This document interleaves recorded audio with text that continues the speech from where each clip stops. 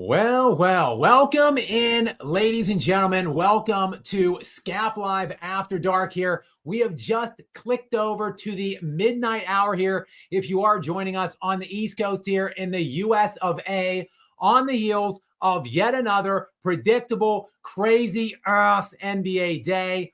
There is a lot to get to today. Two games, one still going on right now in Golden State, Minnesota, and Golden State midway through the third in that one. We'll keep an eye. I've got my monitor up here. We'll keep an eye on that one moving forward. If you are just joining us here, though, I am your host, of course, Skap. We have Gary, the moderator, on with us as well. Gary, welcome in. How's it going? I am just really disappointed that clearly the lottery was rigged because the Spurs were supposed to get the number one pick. And clearly it was rigged. Well, the lottery was certainly rigged, but it would have been rigged if the Spurs won it. It's just more rigged now that the Mavericks won it. Yeah, I actually agree. Believe it or not, I was thinking, you know who I thought was going to get it? I thought the Pelicans. I thought it was going to be rigged for the Pelicans and for Zion to get. That's not rigging, Gary. If like the Pelicans or the Wizards or someone would have won it, that's just called math. Like it's just the right team winning. Agree. I agree that could happen. What I'm getting at is I thought they were intentionally going to specifically rig it to try to resurrect Zion to pair with Cooper Flag. And I was really hoping that wasn't going to be the case. If the Pelicans naturally got it, I'd be okay with that. I honestly thought they were going to intentionally rig it for the Pelicans. Well, it would have been interesting to see one of the three. So there's been three players ever, freshmen, three true freshmen ever have won the National Player of the Year. Two of them are Zion Williamson and Cooper Flag. So you'd had two former Dukies, two former freshman National Player of the Years pairing. Instead, if Kyrie Irving can ever get that knee injury healed up, you'll have two former first-round overall picks from Duke joining in Kyrie Irving and Cooper, along with Anthony Davis, in what was absolutely a stunning rig job for the ages by the NBA. But we can get into that, obviously, a little bit later here in this show. Like I said, we will be keeping an eye. Oh, my goodness. I'm just looking at the score now. The Timberwolves have opened up a can of whoop-ass all over Golden State to open the third. This was a game Golden State led at halftime. It's a game that Golden State has to have, or else they fall down 3-1 without Curry, going to Minnesota to get closed out in game 5 next game. And obviously that's going to happen if Golden State cannot win this game. They were up 2 at half, 22-8 run by the Timberwolves outside of the locker room. And it is now a 12-point game there. So the Timberwolves up 12.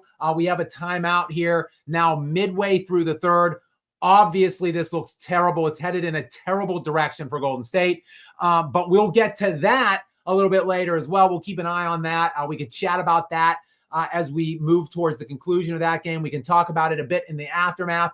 And like I said, we can get to the draft lottery as well. But the big news tonight, the news that is percolating all around the NBA, the basketball landscape right now, if you will, is Jason Tatum, the situation going on there right now, and the situation going on with the Boston Celtics. Now, if those of you that might not have seen it that are joining us now, Jason Tatum's looks like his Achilles essentially exploded in his leg during the closing stages of their game 4 in New York earlier tonight. And look, you never want to see injury like this, specifically not to a young stud. He's 27 years old. I believe 3 or 4 consecutive first-team All-NBA selections for him. So he's an absolute stud, a great player. I make fun of him a lot on this channel, but I don't. I wish no ill will on any players, obviously, ever. And Tatum, for all intents and purposes, look, the guy craps his pants in big playoff games, but he is a good kid. He's a good player, and I don't want to see anything like that happen to him, obviously. But Tatum looks, if I had to guess, I'm not a doctor, but I would imagine that was some kind of an Achilles rupture, more than likely. It was a non-contact situation. He was rolling around, writhing in pain. He was ultimately carried off of the floor, placed in a wheelchair, and he was sobbing on his way to the locker room. So clearly it looks like his season is over at this point. Gary, I'm not sure what's going on in the chat, but keep an eye on that. It seems like there's some excessive posting going on there by somebody right now. I'm not sure if that needs addressed, but anyway, Tatum looks like his season is over, and the Boston Celtics, it looks like their season is over too, because not only does Tatum exit for more than likely what's going to be the next 12 months. He's probably going to miss at least all of the next regular season if it was a full Achilles rupture. But the Celtics were already, he got hurt with 3 minutes remaining in that game. So the game was, for all intents and purposes, already over. The Knicks were already on their way to taking a commanding 3-1 series lead. In that one, they were up 111-104 with 3 minutes to go when he went down with this injury. And when he went down, it led to a turnover, and the Celtics would go up, I believe, 9 on that turnover on an ensuing layup in transition on a fast break. So when Tatum was carried off the floor, there was just about 3 minutes exactly remaining in that game. They were down 9. So they were going to lose this game with or without Jason Tatum on the floor. So, and the series then, of course, was essentially over regardless of this Tatum injury, with the Knicks then going up 3-1 in the series. And, it's so apropos. It's so Boston that they would actually put forth Tatum would put forth his best game in this game that ultimately became a loss and ultimately will be now his last game of the season. He had 42 points, shot 16 of 28 from the field, 7 of 16 from the 3-point line. And, again, it's just so quintessential Boston. Jaylen Brown was having a decent game in this game, Derek White, but in a game where the Celtics upper echelon players had it all going, they really didn't get much from their bench tonight. And the Knicks were, like I said, on the way to a commanding 3-1 lead prior to this Tatum injury. So it's just gone. It's all bad. It's gone all the wrong way for Boston in these playoffs, which was supposed to be like a coronation of sorts for Boston. I've thought all year long that the Thunder are the superior team, are the best team in the NBA. I've been saying it since September. The Thunder are going to kickstart their dynasty this year, but Boston has been right there, neck and neck, co-favorites almost with the Thunder all season long. We've been waiting for this moment, these playoffs, to get Thunder and Boston finally in the NBA Finals. It looks like the Thunder are going to fight through a very hard fought and scrappy effort by the Nuggets to advance into the next round for them. But Boston's season will come to an end seemingly in this round now, down 3-1 with no Tatum. Now, the Celtics were good because the Celtics are loaded and they're an excellent team. So they were actually 8-2 this year in 10 games without Tatum. So, you would think maybe there's still a chance that they could at least force this a couple more games now. Game 5 obviously shifts back to Boston. So kind of an all-hands approach. Who knows? Maybe they can get it back to New York for a Game 6. We will see where that goes. But ultimately, even if they somehow string some kind of a magical run of 3 games together in this series, you would have to think they do not possess the firepower to beat anything coming out of the Western Conference now. So the Celtics, I'm just going to call it right here and right now. Not that I haven't been calling it since September. The Celtics are finished. They're not going to win another championship now, at least not this season. Gary, what say you? What do you think about this devastating Tatum injury? And let me know, do we have anything going on that I need to address in the comment section at this time? Yeah, we can get to that momentarily. Just my initial thoughts, even before Tatum got injured, I was just disgusted by how clunky Boston's offense was. It was like they would pass the ball down, and then one person had the ball. They wouldn't pass. There was no ball movement, no fluidity to the offense. Somebody would just force up a shot. And New York would get the ball, and they had better ball movement, and they kept scoring and just ballooning up that lead they had. And then the cherry on top was Tatum and the Achilles rupture or whatever the heck it was. Yeah, Gary, I just want to give a quick shout out. It's not even a shout out. It's more of an APB. Gary, I need John to Ratcliffe? I need to issue an immediate APB for playoff Jimmy Butler. Where are you? Can we get could we possibly, is it too late? Is it too short notice? Can we get some milk cartons with his picture printed up on them and circulated at this time? In a game where they just had to have it, playing at home for their lives. This was the one game they really needed playoff Jimmy to show up in. Right. Minnesota just hit them. It's still ongoing right now. There's 2:43 remaining in the third, but Minnesota is on the way to hitting them 29-12 out of the locker room. This was a game the Warriors led by 2 at halftime. They're now down by 15, and it is not looking good. 17 now. In heading into the fourth quarter. For these Golden State Warriors. This series is all but over, obviously, if they do not win this game. No Steph Curry yet for next game, game 5 in Minnesota. So that will be all she wrote for the Golden State Warriors for this season if they do not somehow pull a miracle and come back from this one. Gary, do we have, I think I see some comments or questions that we can get to real quick here. Yeah, actually, just comments, no questions so far. Okay. Karthik Shankar, and I want to put out an APB for John Ratcliffe.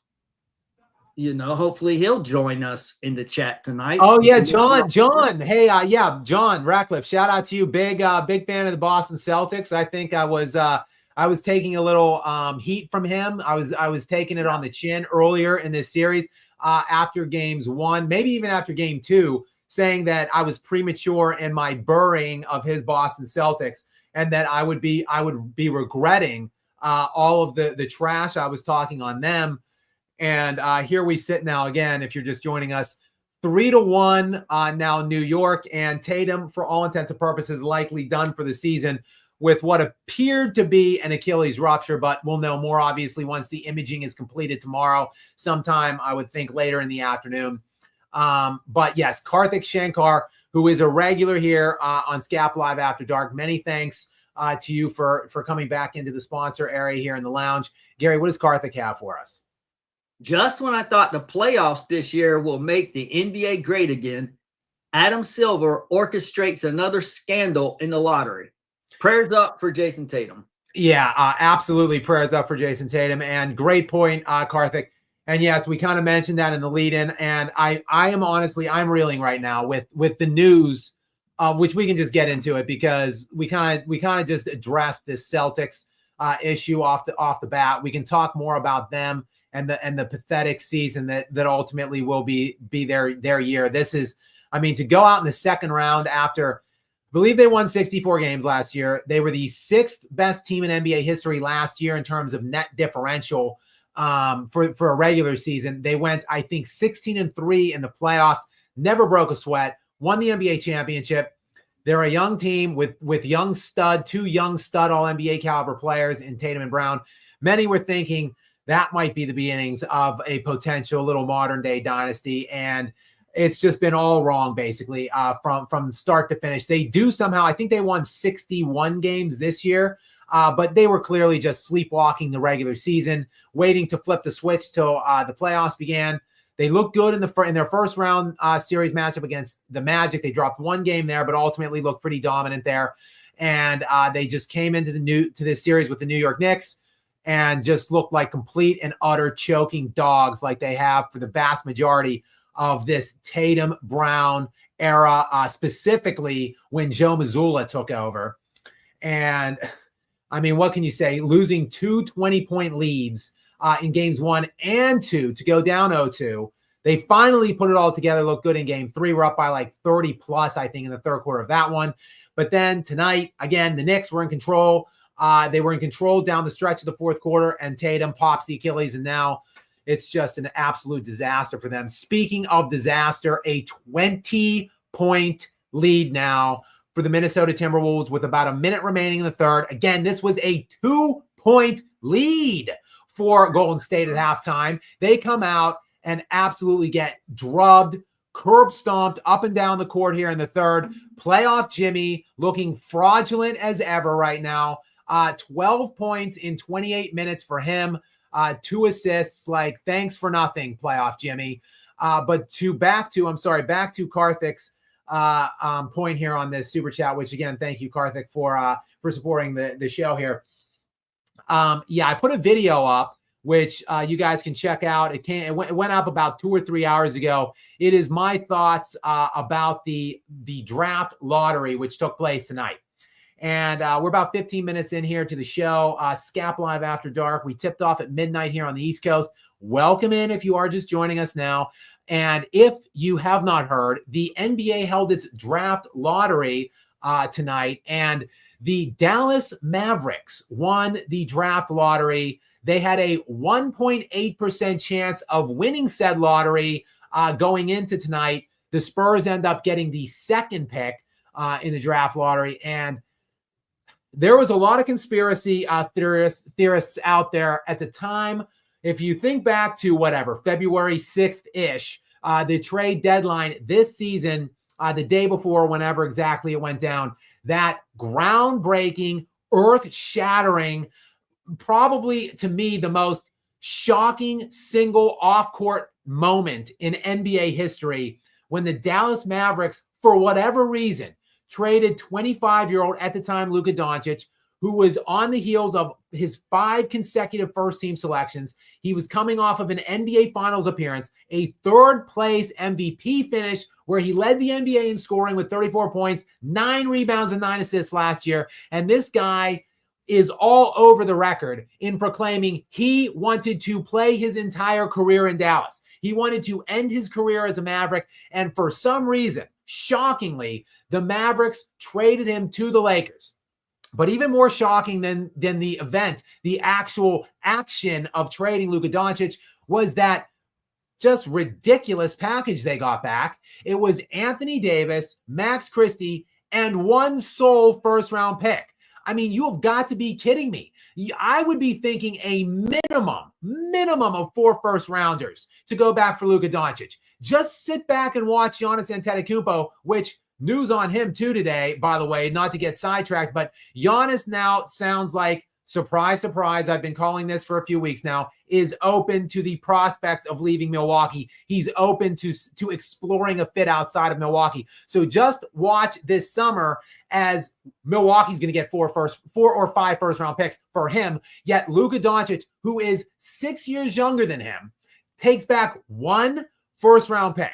So there was the conspiracy tinfoil hat people coming out of the woodwork thinking there is some kind of a rigged job for that trade by Adam Silver to not only get his buddy LeBron, Luka Doncic, and kind of facilitate this deep playoff run for him, but also we are talking about the Lakers here, one of the preeminent markets in the NBA. So a deep run for the Lakers is also good for Adam Silver's in the NBA. So 2 birds, 1 stone, get LeBron maybe closer to championship 5 and get the ratings up by getting the Lakers maybe into the NBA Finals to play maybe the Boston Celtics. And boy, wouldn't that be a ratings boom if you get LeBron and LA playing the Boston Celtics in the NBA Finals.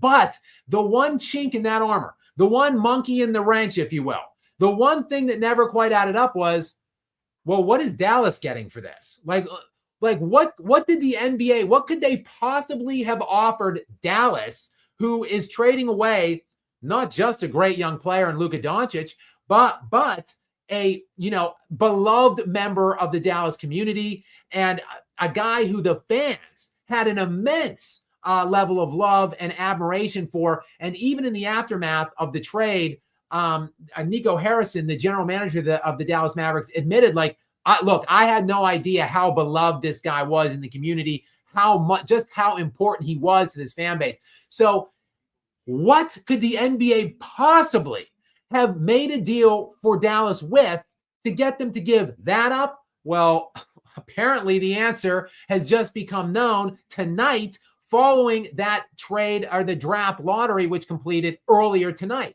that the deal was, hey, listen, you send away Luka Doncic and we'll send you back Cooper Flagg, who is, say what you will about this kid, he is, to me, I've been following this sport for 30 years. And I think, to me, say what you will about each of these players I'm about to name, but I'm not saying, I'm not making a commentary on how they've panned out to this degree or how they panned out throughout the course of their NBA career. To me, there are three guys that come to mind when I think of these elite blue chip level can't miss prospects that everyone is unanimous on will be an unmitigated success in the NBA. That would be LeBron James, Victor Wembanyama, and now Cooper Flagg. I put him in the mix with those two other guys.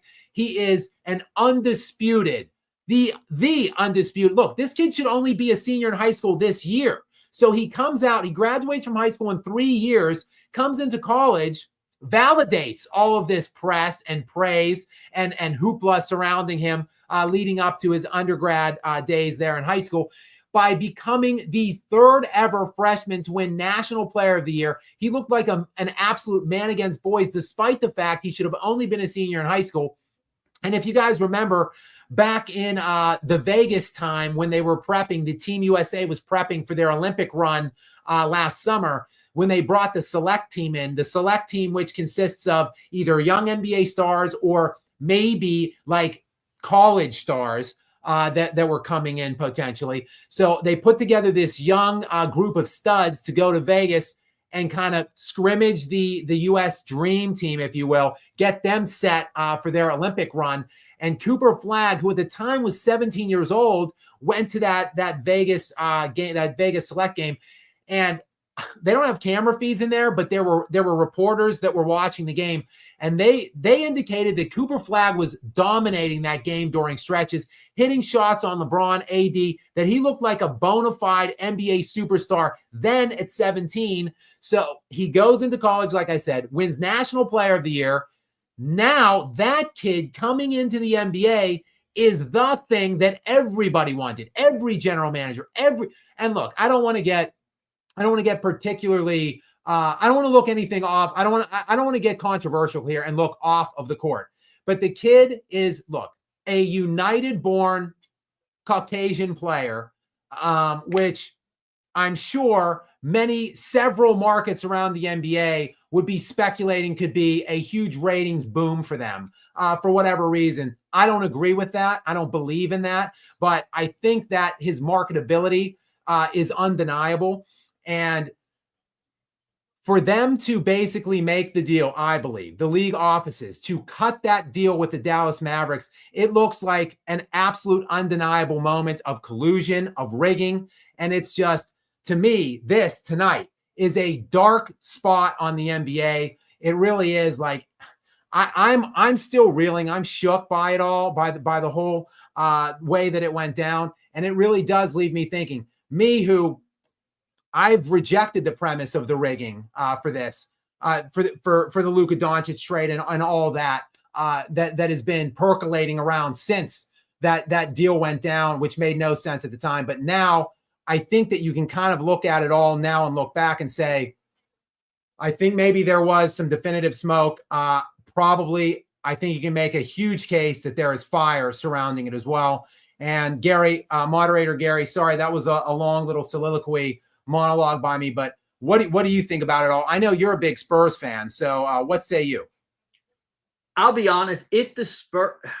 I thought the Pelicans, I honestly thought they were going to market a Duke duo between Zion and Cooper Flagg. I really thought that's what was going to happen. Like you said, New Orleans is a team that could have naturally, organically won it. I would have no problem with that. I was just going to have a problem if they did rig it for the Pelicans, which obviously did not happen. I was totally wrong. I also thought if they don't rig it for the Pelicans, I thought they may actually rig it for the Spurs. And I would not have wanted that to happen either. I don't like rigging anyway, even if it benefits my team. Popovich has a very good relationship with the NBA elites. So that's why I thought maybe they're going to give him one final bone. I think, you scratch our back, we'll scratch yours. I'm going to be honest. I know this may sound crazy. 2013, I'm sorry, but I've never seen Manu Ginobili play that poor in my life. And I remember after the Heat won Game 7, Popovich looked elated. He looked joyful. He was celebrating with LeBron and Wade. And I remember before Game 7 at the press conference, he was like, don't y'all have some more questions for me? You know how he typically dismisses questions. This day, he looked really, really nervous, almost as if the Spurs were not supposed to win. How do we get this far? Now, Gary, what was if you don't know, that's okay. But what was the Spurs? Because the Spurs have 2 lottery picks actually. What was the percentage chance that they were going to win the lottery, get the number 1 pick? Was it also quite low? Because I don't know who they had another team's pick as well. So I don't know. Right. What's the guy's name? Murray, the point guard they gave up a few years back. So that's why they had the Hawks pick. Oh, so they had the Hawks. Okay. So yeah, I don't know. Look, the Spurs, I believe, ended up with 2 and 14 overall. Right. So keep an eye on them. Their name has been brought up in the Giannis sweepstakes for this summer. So keep an eye on them. They now could package 2 and 14. Maybe who knows? But yeah, there has been wide scale speculation that there is some rigging going on with this, or that the NBA projects who they want to win the lottery. This has been a narrative going on for years. When Patrick Ewing goes to the Knicks, when Duncan goes to the Spurs, when the Cavs keep winning it, first of all, the Cavs win it the year LeBron was able to come in, who was a Cleveland kid, born and raised. Right. And then the Cavs mysteriously get it that year. Then when LeBron's trying to get back, when they're trying to lure LeBron back there, mysteriously they win it again. They win it like 2 more years in that span of time when LeBron left to go to Miami. So there's just been suspicious shit going on for years surrounding the draft. But of all of the suspiciousness that has been out there to this point, this is the craziest of all, because people, again, have been speculating that trade stunk in February. They have been speculating that there was something awry with that deal. Which, how could you not think that?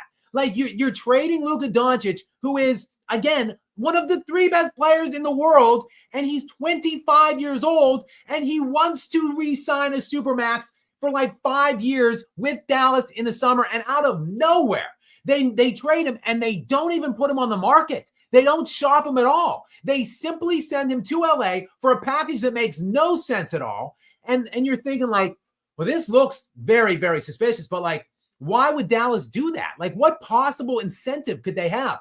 Well, this is the incentive.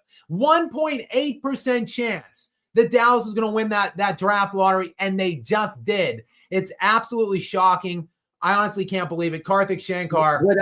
And to tie back to what I was saying, the reason I was bringing up the 2013 finals was because, I mean, I'll be honest, I'm a diehard Spurs fan, but I don't know how the heck they won the lottery draft in 1997 to get Tim Duncan.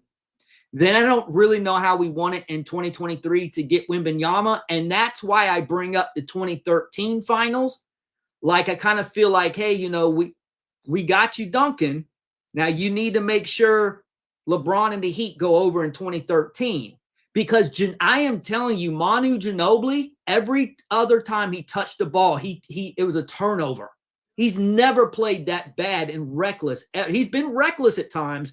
But if you go back and look at it, 2013, he played absolutely horrible. And it was like, is this dude throwing this series? It doesn't make sense. And I'm not trying to throw shade on LeBron and the Heat. I was baffled. And that is why, and that when Ray Allen hit that shot and they came back in Game 6, I was not even the least bit surprised, because that whole series threw me, it totally baffled and perplexed me. So then it makes sense. Well, we get it in 2023. And then I was even thinking, are they going to give it to us this year as well to team up Cooper Flag with Wemby? Because think about that dynasty that would have been. And if we could have won that naturally, I'd have been really happy about that. But I don't want them to rig it even for my team. I want it. But this appears to be rigged tonight. And isn't it kind of funny? Why wasn't Nico the rep at the lottery tonight? Why was that other guy the rep? Because it would have looked even more suspicious had Nico been the one to accept that, right? Sake of appearances. I mean, you would think so. But Karthik, I just wanted to give you another shout out. Yes, another scandal in the lottery. No doubt about that. We've got Will N in here. Just real quick before we get to Will N, I just want to update this game. There's 9 minutes to go in the fourth. It is now it's still an 18-point game, 101-83 in this game. And Julius Randle has been on a tear. We can get to this game when it ends, but Julius Randle had that triple-double last game. He's got 26 points tonight on 10 of 19. Anthony Edwards has come out in full effect tonight as well. 11 of 20 for him, 6 of 11 from the three-point line. And they're just absolutely dominating the Golden State Warriors, taking full and utter command of this series and basically wrapping it all up. They'll be resting, awaiting the outcome of that Nuggets Thunder series, which has just been so utterly exhausting for both teams. So who knows? Maybe Minnesota, maybe advantage Minnesota at this point. They smoked the Lakers, got out of that one in 5 games. They're smoking Golden State. They're going to get out of this one in 5 games, whereas whoever comes out of that next one is going to be absolutely gassed emotionally and physically. So who knows? Maybe this is going to be the Minnesota Timberwolves year to get into the NBA Finals. But anyway, Will N, welcome back into the Skap Live After Dark sponsor area. Many thanks to you for being here and supporting the show. Gary, what does Will N have for us? I enjoyed Brunson and Tatum going shot for shot in the third quarter. Yeah, it was that was the best game probably. Well, I say games 1 and 2 were quite exciting and entertaining games as well. Just with the unbelievable 2 back-to-back 20-point comebacks, but then game 3 was an absolute blowout. This was a good game. It was a well-played game between both players. I hate to have the game marred by the Tatum injury, and I hate seeing Boston have a potential excuse for getting humiliated and bounced out of the first round or the second round of these playoffs because they were well on their way to losing this game tonight and the series as a whole before that Tatum injury. So, yeah, I just hate to see it. I would say I hate to see E back in, but that's not true. E, I love you. Many thanks for you coming back in and supporting the lounge here, even if your comments are typically bad. But what does E have for us here tonight, Gary? Jokic looking gassed, Skap. My Thunder whooping ass. Well, E is typically off the mark with these comments, but he is certainly not off the mark on this one. We could talk the Nuggets Thunder series if you want, talk that game if you want. I did put a video up on it today. It's Sunday, was Mother's Day, which shout out to my mom. Happy Mother's Day if you are watching, and to all of the mothers out there that might be watching here in the lounge area. So I was, preoccupied though with other things I have a family member in from out of town as well. So, I couldn't come on yesterday, unfortunately, but I did make a video and I'm not hiding from the discussion on that game or series. But yes, Jokic looks absolutely gassed. The whole team looks absolutely gassed. The Nuggets as a whole right now through 4 games are shooting just 40% from the field. As a team, that's a team that led the NBA in shooting percentage this season, 50%. They were the only team over 50% on the regular season. So they're over 10 percentage points under their seasonal average. Should not be any surprise. The Thunder, I've been saying it since September, we're going to be a historically great defense. They have been just that, and they're leaning on that defense when they need it most in this series because their offense has basically completely avoided showing up in most of the games, minus that game 2 drubbing of the Nuggets in Oklahoma City. But other than that, the Thunder haven't looked very good offensively either, but their defense is getting it done for them, and it looks like they have full and total control of this series. It's a best of 3 now, and 2 of those games will be played in Oklahoma City. Massive advantage, Thunder. So, yes, E, I actually do agree with you on this comment. Giuseppe DeRosa is another regular back into the Skap Live area here. Giuseppe, thank you and welcome in. Gary, what does Giuseppe have here? Love Skap. And let me chime in real quick. You still counting out the Pacers? Let me tell you what's going to happen. I'm not sure. Are you a Pacers or a Cavs fan? But let me just inform you. The Cavs are going to win this next game. That's going to put all the pressure onto the Pacers. They're going to go back to Indiana. They're going to win that game. Then all the momentum is going to be in Cleveland's favor.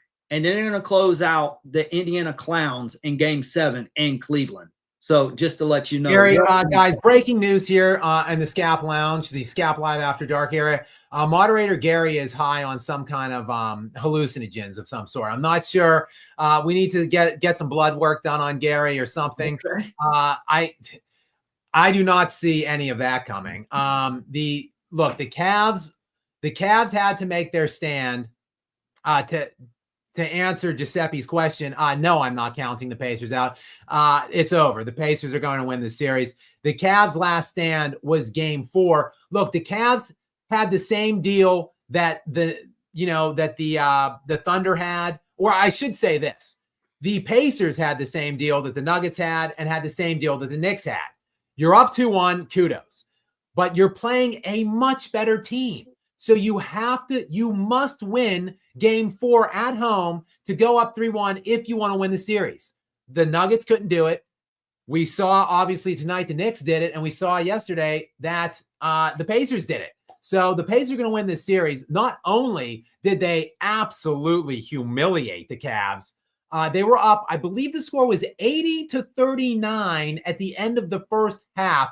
Thanks for nothing, Cleveland. Thanks for not showing up at all. Down by 41. It tied the record for largest margin of differential at the end of a first half in NBA playoff history. So again, thanks for nothing on that front, Cleveland, for that putrid effort. But then in addition to that, Donovan Mitchell just quit. I think he was just booking his flight to Cancun in the locker room. He just didn't come out at the end of the half. And now he is apparently day to day with some phantom ankle injury that has sprung up now all of a sudden for him. So this series is over, Gary. Cleveland's probably gonna, again, they'll have an all hands on deck type situation. They will likely win Game 5 and push it back, and then Indiana's going to dust them off the court in Game 6. So you don't think that was a fluke? You really think that is what is typical of the Cavs, or do you think it was a fluke?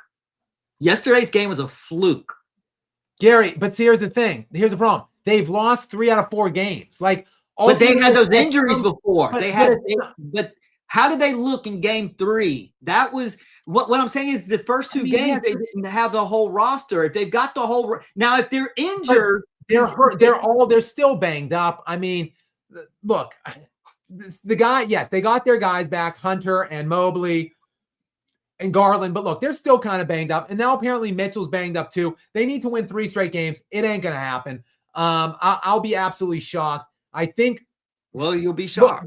The Pacers and the Knicks are absolutely shocking the world. I wish the Nuggets could be involved in this shock the world type situation. They could have been if they would have been able to hold on to a 6-point lead yesterday at the end of the third. They would also be shocking the world right now. We would have 3 absolutely stunning oustings in this round of the playoffs. The second round, the top 3 favorites in order could all be headed home in the second round. If the Nuggets just could have held on yesterday, they didn't have the gas to hold on into the fourth quarter. So the Thunder are still there. The Thunder are now going to cruise to the NBA championship. Now, how are you going to feel if this next game Cleveland blows out Indiana? Because I won't care, because Indiana is not going to care. Indiana will be just centrally focused on getting back to Indiana and destroying them then in Game 6, which I will fully anticipate. So we're gonna have a New York Indiana Eastern Conference Finals. It's a shocking moment here to be alive and watching the NBA playoffs. That the two of the 3 favorites in the NBA to win the NBA crown this year are both going to be out in the second round. It's pretty shocking. And sure, injuries have factored in. The Celtics now without Tatum. They were without, I believe Porzingis missed at least some, if not all, of one of the games in this series. And, of course, the Cavaliers have been without a number of players to this point. But, Giuseppe, thank you for the sponsorship. And to answer your question, no, I do not. I'm not counting the Pacers out. We also have Rob Thames in here. Rob, many thanks to you for coming in and sponsoring us here tonight. Gary, what does Rob have for us? He says Celtics deserve to get run because of the way they play with all the threes they jack up. It's a total affront to the game. Yeah, they just keep doing it. Of course, they were shooting. They shot 100 threes between games 1 and 2, which was ridiculous. And they made only 25 of the 100 that they attempted. So just 25% shooting from 3 in those first 2 games, en route to blowing those 2 20-point leads at home. Then they came out and they were sizzling in game 3, and they reminded everybody like, oh, well, this is why they do it, because if they catch fire and get on a heater, this is possible. I think they were 20 of 40 from 3 in game 3. But look, tonight, 18 of 48. They jacked nearly 50 more tonight, and they shot only 37%, which probably like they would maybe take 18 made threes. But regardless, it's just I do not think a team structured solely around jacking near 50 threes a game is ever going to win an NBA championship. So maybe someone will prove me wrong at some point. The Warriors, look, the dynastic Warriors shot a lot of threes. They weren't shooting quite this many threes. And the thing that drives me nuts about the Celtics is they have so many other things they can do. Like, they just fall too in love with this 3-point line. And I just hate it. It's just ugly basketball to watch. So, Rob, I agree with you. Like, good riddance to the Boston Celtics as far as I'm concerned. And I mean, maybe maybe, look, they got rid of one of the best coaches in the NBA, in my estimation, in Ime Udoka, and they gave it to some undeserving 34-year-old in Joe Mazzulla. Maybe, just maybe, they need a real coach in there. Who knows? I'm sure he'll get the injury pass this year, so I'm sure he'll be back next year. And such a talented team, they likely will have a great look at many championships moving forward. So, we'll see what the future holds. I would imagine Mazzulla is more than safe there. I know ownership loves him. So, but I just think they're going to underachieve as long as they have him there. And I don't know the full extent of the story of what happened with Ime Udoka, but I personally would have never fired him.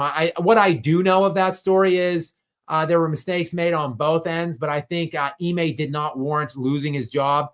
Maybe if someone wants to drop a comment and prove me wrong on that front, but I would be feeling much better about myself as a Boston Celtic fan and player for that matter if I had that guy still coaching me instead of Mazzulla. But many thanks to you, Rob, for the sponsorship, and welcome into Qsmo Jimbo, who is another avid member here in the Skap Live After Dark sponsorship area. So many thanks to you, Qsmo Jimbo. What does Qsmo have for us, Gary? Oh, so this was the final piece of the Luka to Lakers deal that was hidden from the public, eh? Also, are y'all ready for the Knicks in the finals? Yeah, Qsmo, it is, pretty obvious that the real deal was Anthony Davis, Cooper Flagg, and a first-round pick. Like, that was the real deal that was cut between the Lakers, the Mavericks, and Adam Silver, I'd say. Yeah, it's pretty clear and obvious at this point. And I think I'm ready for the Knicks in the finals. I think it's actually going to happen. I mean, Stephen A. Smith might have an aneurysm at this point, but I actually do think the Knicks are going to get to the NBA finals. And who knows? I still think the Thunder are going to just cruise on it. Well, once they clear these next 2 games, I think maybe the Thunder just win out the rest of the way, and the series ends for the Nuggets on Thursday night in Denver. But we'll see if they can stave it off to at least a game 7. And then, look, Minnesota's going to be well rested and well ready for the Thunder, but I like the Thunder in that matchup. So, the Knicks are going to get there, but maybe win 1 game total in the finals, I think, against the Thunder. But I am ready to see them in the finals. I think you're spot on there. And just updating you, this game is trickling along here. Here we are in the Minnesota and Golden State. It is still about a 20-point game, 108-89 with under 6 minutes to play in the fourth.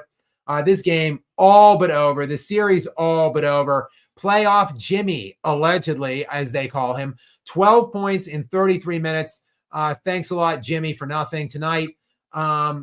but thank you, Cusmo Jimbo, in all sincerity for your sponsorship, and welcome into Sully's Tech Hub. And what does? Oh wait, it's Saul's actually, who has a separate account. Saul's is an active member here in the lounge as well. So many thanks to you, Sal's, for coming in and sponsoring us here. And under a different handle of Sully's Tech Hub, Gary, what does Sal's have for us here tonight? Gonna use this account from now on. Got to go to bed, but just stopping by to pay my respects to Skap Live. That draft is rigged.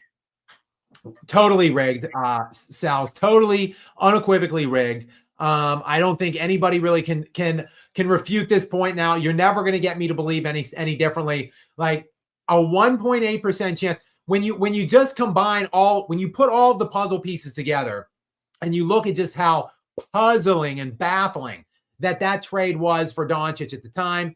And now you factor this 1.8% chance of like, where did Dallas came out of nowhere?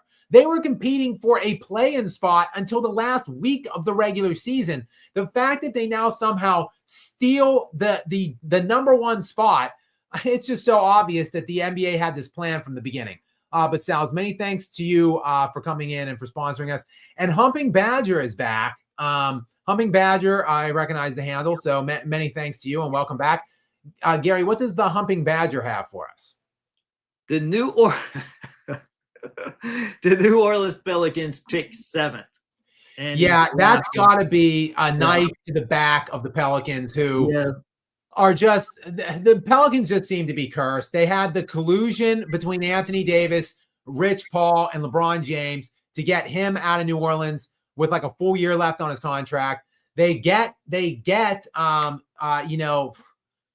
Williamson, who you think is going to be a transcendent player. He actually is. When his fat ass is on the court, he actually is a legitimate bona fide NBA superstar, like Hall of Fame NBA numbers when he actually plays. But this guy plays less than pretty much any NBA superstar we've seen in recent memory. That includes like Anthony Davis, Kawhi Leonard, Joel Embiid. This guy plays as little or less than any of them. So, and seemingly he's going to, I would think, have to be gone at some point. The Pelicans are going to have to draw tired of this, grow weary of all of the missed games this guy puts forth, all of the buffet time he puts in.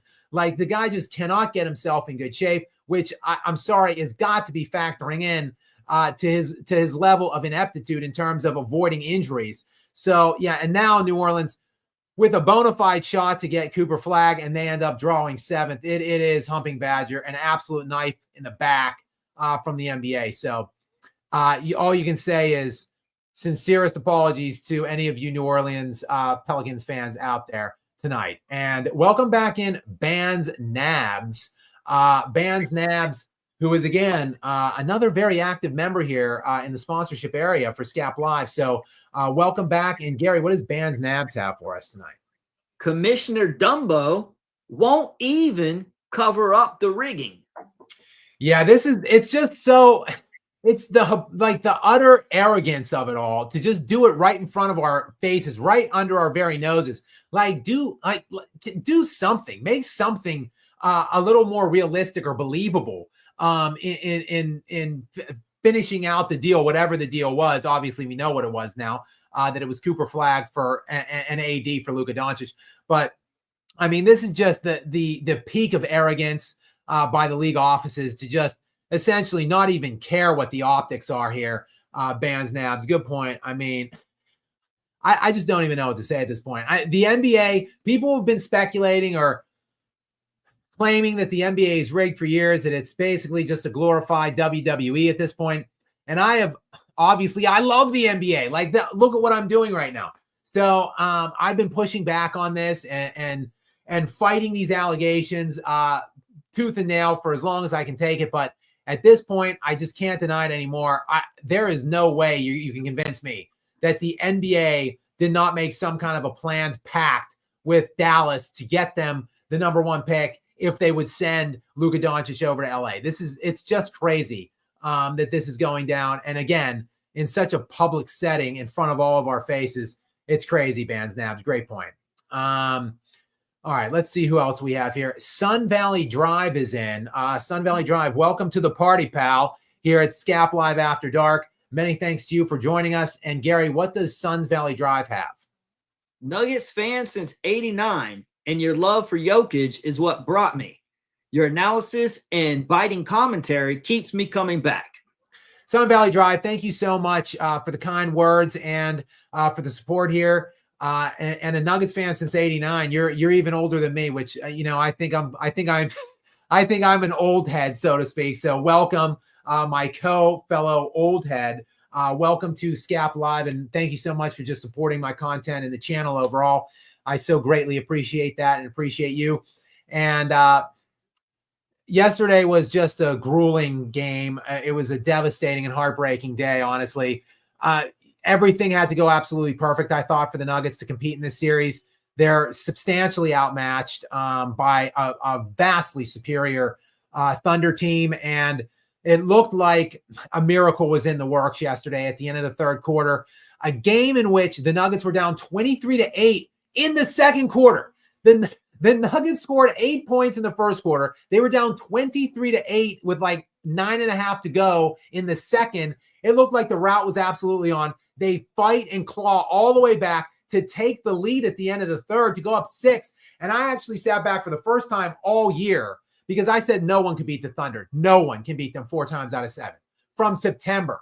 So for the first time all year, I sat back at the end of the third quarter and I said, whoa, this is actually going to happen. Like the Nuggets are going to pull a miracle. It's going to be, like 1980 Lake Placid games, Herb Brooks, the Al Michaels call. Do you believe in miracles? Yes, the impossible dream comes true. I actually saw a Nuggets title in the future of this season, but then it all came crashing down, obviously, and reality seized me again. And the undeniable power of the Thunder shone through with their historically excellent defense.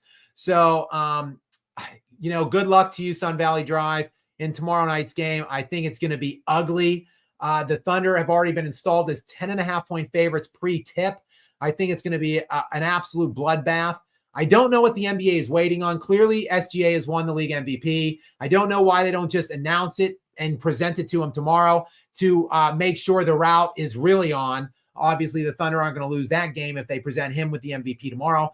So it's going to be an absolute uphill climb just to get this into a 7th game, Sun Valley Drive. But I never have hoped or rooted to be wrong more than I am right now at this moment with this series and with my narrative all season long about A, how much the Nuggets stink, and B, how historically great the Thunder are. I hope that it's all just thrown back in my face and I'm proven to look ridiculously silly as the Nuggets somehow come back and win the series. But again, I don't see that happening. Thank you so much to the Sun Valley Drive for the support, and let's go Nuggets tomorrow. I'll be on here probably tomorrow night, regardless of how it goes. So make sure you guys tune in to Skap Live After Dark tomorrow to get my thoughts on that. And up next is AMD. AMD, welcome to the party here in Skap Live After Dark. Gary, what does AMD have for us? He's trying to add some perspective to everything. If the league office conspired to rig the draft, they'd be subject to FTC, DO, antitrust action, not to mention difficulty in keeping everyone silent. Oh, yeah, DOJ, so Department of Justice. AMD, let's launch the investigation. Can we get some kind of a congressional hearing going on? We need some kind of a special committee to start plunging into the interworkings of how this draft went down. I want to audit whoever was involved in the ping pong ball process. I want to see I want to know who had the envelopes. Can I head this committee? If I could just get like some kind of congressional support, I need unlimited subpoena power. And then just let me do this like the Mueller report. This will be the Skap attack report. Okay. I will spend the next 2 years of my life. I will spend $60 million of taxpayer money, and I will get to the bottom of this, AMD. So hopefully I'm with you. Hopefully we can get some kind of an investigation launched, because this stinks too damn much for me to believe that this was an up and up kind of a thing, and that it was on the up and up, I should say, and that the Mavericks legitimately won this thing with a 1.8% chance after that trade in February, which made no damn sense. So AMD, go ahead and call. I don't know where you're from, AMD, or where you're writing in from. If you're in the U.S., go ahead and write your congressman or whatever. Make some kind of a petition. Let's get Skap to Congress to helm this congressional committee. And again, I'm going to need unlimited subpoena powers. I will call, you have my word, I will call Commissioner Gargoyle, Adam Silvers, onto the stand, and I will have my day. It will be like Daniel Caffey firing against Colonel Jessup at the end of A Few Good Men, because I want the truth, damn it, and I will get to the bottom of it if I have that ability. So AMD, many thanks to you for coming in with that. And we have E back in. I don't know exactly what this means, Gary, but please let us know what E has to say, and I will try to respond to it. I don't understand the end of it, but go ahead. I'm not quite sure what he's asking or saying either, but white boys won't want to basketball without a rep L. Yeah, I'm not sure what that means. I think I mentioned something about Cooper Flagg being an American-born Caucasian player. Right. Because look, there's an undeniable racial undertone in the NBA, and I don't think I'm just making this up. You guys can write in if you think that I'm off base here, but there is some racial tones going on in the media. I think particularly we saw Nikola Jokic 2 years ago in 2023 when he lost the NBA MVP award to Joel Embiid. At that point, there was some kind of an attack on him for whatever reason. Kendrick Perkins, most prominently at ESPN, during that MVP run where Joel Embiid won it, was kind of Kendrick Perkins and Stephen A. Smith were running this tandem campaign against Jokic to take the award from him. And Kendrick Perkins just lost his mind on live air and said, look, there's been 3 guys to win the MVP over the last 30 years that weren't top 10 in scoring. This is a direct quote from Kendrick Perkins. Nikola Jokic, Dirk Nowitzki, and Steve Nash. I'll go ahead and let you marinate on what those 3 players have in common. So Kendrick Perkins was insinuating, obviously, clearly so, that those 3 guys just won the league MVP because they were white. And then over that same span of time, you had Gilbert Arenas go on his platform, Gil's Arena, and say that he wanted to ban all European players because they were slow, unathletic, and shot too many threes. Again, just this racial undertone for whatever reason. Personally, I don't want that to be the case. I go out of my way on my platform and in my videos generally of avoiding the race card as it pertains to sports, because sports are a place that I think should be safe from race and safe from everything for all intents and purposes. Sports are the ultimate merit-based thing to me. Like, the best players should get the press, should get the money, should get the endorsements, the accolades, et cetera, et cetera, et cetera. The best players, regardless of what race, ethnicity, where they come from. But I think it goes beyond a matter of white or black when it comes to this kind of hatred of these European players. I just think they're not as marketable as United-born players in general because they're not as flashy, probably. There might be a bit of a language gap or barrier. I mean, I love Nikola Jokic. I talk this guy up as much as possible. I praise him as much as I can because I think he is a legitimate fringe top 10 player all time. But yeah, I mean, he doesn't have like the personality or the flashiness of other players. And there is a bit of a language barrier. So I don't know what it is exactly that is conspiring to have these guys under marketed for whatever reason.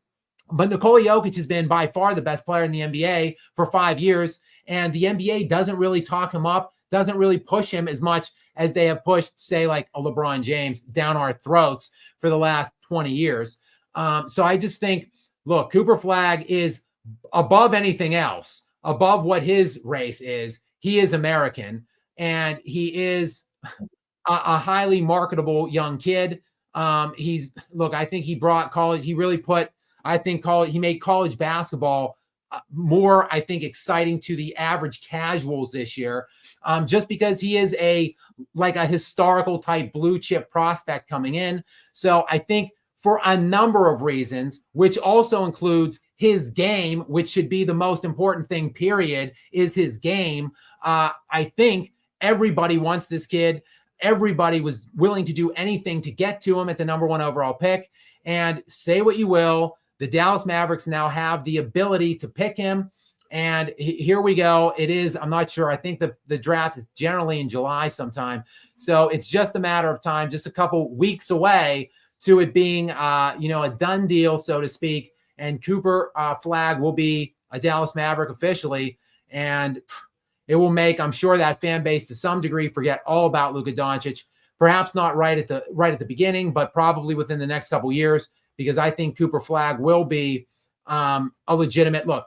I hate on LeBron a lot, but the guy definitely panned out. Like he was a legitimate player that panned out from what he was expected to be, if not even exceeded that expectation coming in from high school. I think Victor Wembanyama, if he can get healthy from whatever's going on with this blood clot situation, he is well on the way to becoming what everybody thought he was going to be, if not exceeding that as well.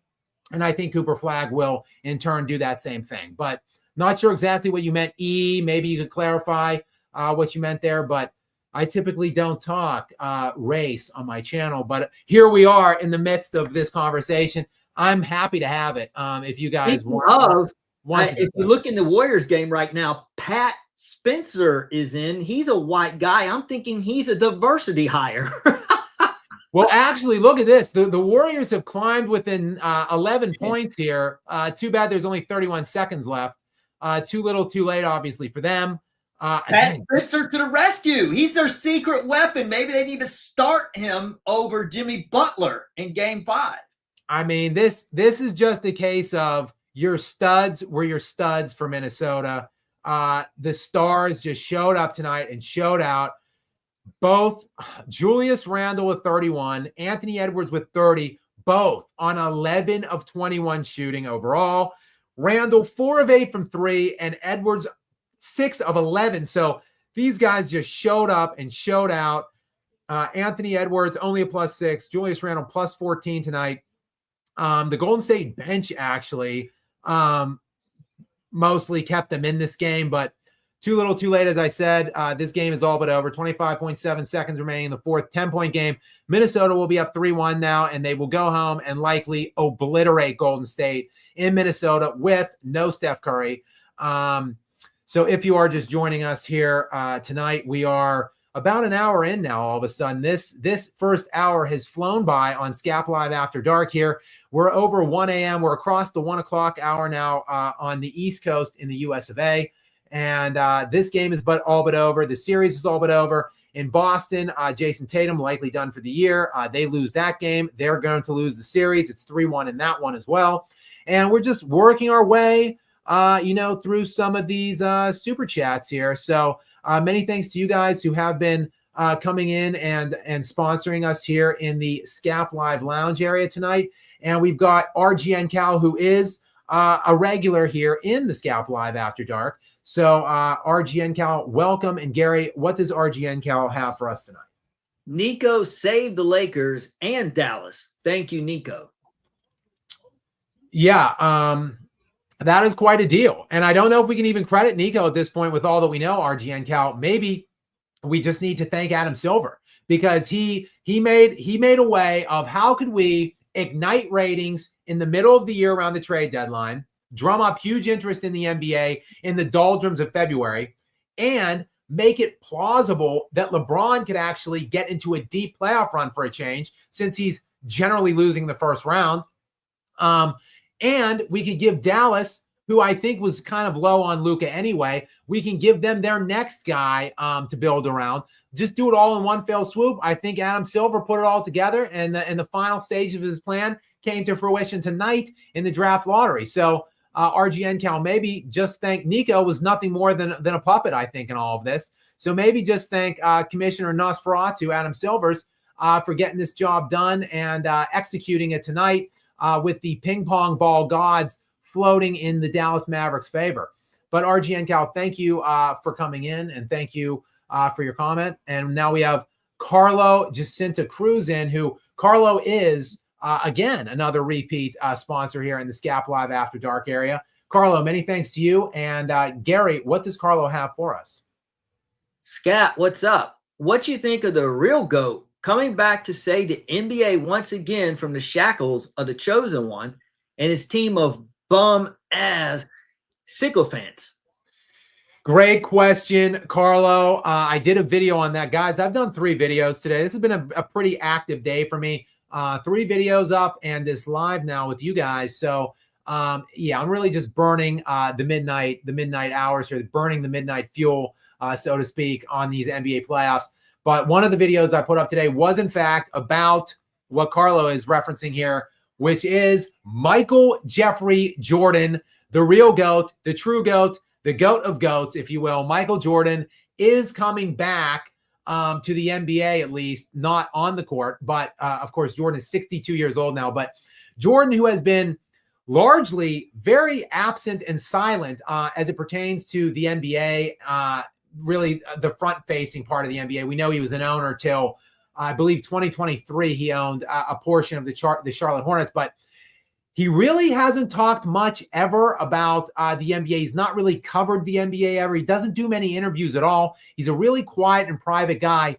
But the NBA is returning to NBC this fall, 2025, for an 11-year deal with the NBA. And anyone who is of my age or older remembers how big the NBA on NBC was back in the day. It was, I mean, you guys all remember it. And that was back when the Jordan Bulls were really in their peak, the zenith, if you will. It seemed like every Sunday on NBC was like the Chicago Bulls were on with Jordan. And now, after they lost broadcasting rights to the NBA in 2002. So it has been a 23-year hiatus, has it been, for the NBC to broadcast the NBA. And Jordan retired for the 3rd and final time in 2003. So he's been out of the NBA for about the same amount of time. Jordan will be a special correspondent of some sort for NBC next year. That announcement was made today in tandem by Jordan and NBC Sports, that we don't know the full extent of exactly what he'll be doing. Will he be broadcasting games? Is Jordan going to be a color guy on games? Who knows? Is he going to be like an in-studio kind of a co-host? I don't know. Will he just be, I don't know, will there be a special 30-minute, Michael Jordan breaks down the NBA on NBC? I don't know. They did not release exactly what the details are and what his level of involvement is going to be there. But we do know that Michael Jordan will be back in the NBA spotlight starting in fall of 2025. So that can mean only good things for the NBA moving forward. I can't wait to see the GOAT talking about the modern NBA. Carlo, great point. And again, thank you, Carlo. We have Najee Vassellin now. Najee, thank you so much for joining us here in the Skap Live After Dark area. Gary, what does Najee have for us? Big fan, Skap. As a Warriors fan, I'm crushed. Timberwolves has the easiest road to the conference finals this year. Yeah, they had LeBron in the first round. That was easy. So yeah, well, so the game is officially over now. 117-110 is the final score. Golden State actually won the fourth quarter by 13 points, but this game was decided in the third quarter, where the Timberwolves just blitzed them out of the locker room, 39-17. It's now a 3-1 hole that Golden State finds themselves in, heading on the road to Minnesota. So just a very unenviable position, Najee. So I'm sorry for that. And quite frankly, unlike Boston, who I don't want to hear anything about the injuries, they were down 3-1 basically before the Tatum injury. But to me, Golden State was going to win this series. Like they were up 1-0 after they stole game 1 against Minnesota there on the road. And they've been in this series from time to time. These have been close games by and large at various later stages of the game. But they just, without Curry for the last 3 games, like they just haven't had the requisite offense to put them over the finish line down the stretch. So I think this would at least be a 2-2 series, at least. if not the other way, had Curry not get hurt. But coulda, woulda, shoulda. Injuries are unfortunately a part of the game. And yeah, the Timberwolves are going to be 5-1 in the first round, 4-1 in the first, 4-1 here. So 2 5-game gentlemen sweeps to get into the West finals. Meanwhile, look, I don't think the Nuggets are going to win this series. If they do somehow, though, it will be 2 7-game series against the two best teams in the NBA for the last month of the season, in the Clippers and the Thunder. And then they'll have to go up against a team that has owned them by and large, beaten them 6 straight times in the Timberwolves. Look, I don't think we're going to have to worry about that because of the Nuggets losing the game yesterday. I think it's pretty plain and obvious to see that the Thunder are going to win that one. But look, the Thunder are going to be kind of physically pushed now and mentally pushed to get away from the Nuggets and get into that series. Now, the thing that the Thunder have working for them in their advantage that the Nuggets don't have, and the thing that should neutralize the Timberwolves, rest advantage, is the fact that the Thunder are so utterly deep. They're going to play 10 probably every game. So they just have such a depth advantage over everyone, including the Timberwolves, who have a nice little bench of their own, but not as good as the Thunder in my estimation. So Najee, sorry for your loss. Sorry for your Warriors and the injury luck, or bad luck, I guess you should say, that you've encountered. And many thanks to you for supporting me and this live stream. I do appreciate you. And next we have, as the handle in here. And his next one, he's got 2 of them back to back. Oh, okay. Okay. This one and the next one, neither one of them with any kind of a comment or a question. Just want to donate to the Skap Live After Dark stream here. So many thanks to you. I do appreciate you and your support. Next, we have Adam Francisco in, who is a member of the lounge generally every night. So thank you for showing back up here at the Skap Live After Dark area. Gary, what does Adam have for us tonight? How much ass did Brown play like tonight? Yeah, I mean, I imagine he's talking about Jaylen Brown, who, look, I mean, he wasn't as bad as several of the Celtics we've seen throughout the course of these playoffs, and particularly this series. The Celtics, though, they just do this all the time. They keep bad teams in it. They play down to their level of opponents. They routinely screw around with games they should have, and it generally always catches up with them. It did not last year. It certainly looks like it has now this season. Jason Tatum, who has been by and large terrible all playoff long, even though, and specifically all series long, he actually was, having his best game of the series. 42 points when he went down with 3 minutes remaining. Brown, look, wasn't great, wasn't terrible. He was a -1 tonight, plus minus. He had 20 points on 7 of 16. I would say, though, to your point, Adam, the bigger as it pertains to the Boston Celtics were their bench tonight. The bench, which is typically a strong point of this team. Look, Peyton Pritchard, 4 of 10, 12 points, led the way for them tonight from that standpoint. Kristaps Porzingis was 2 of 6 for 7 points. No one else scored. It was all starters the rest of the way for Boston. And the Knicks, just a solid effort. Jalen Brunson, I don't think enough has been said about him. I think I need to do like a full standalone video on Brunson. It's just so hard to get away from the Celtics stink and are choking narrative, which I like to perpetuate here on my channel. So I feel like that's got to be my message and my story for tomorrow. But ultimately, Jalen Brunson deserves some kind of a recognition here. He's been fantastic.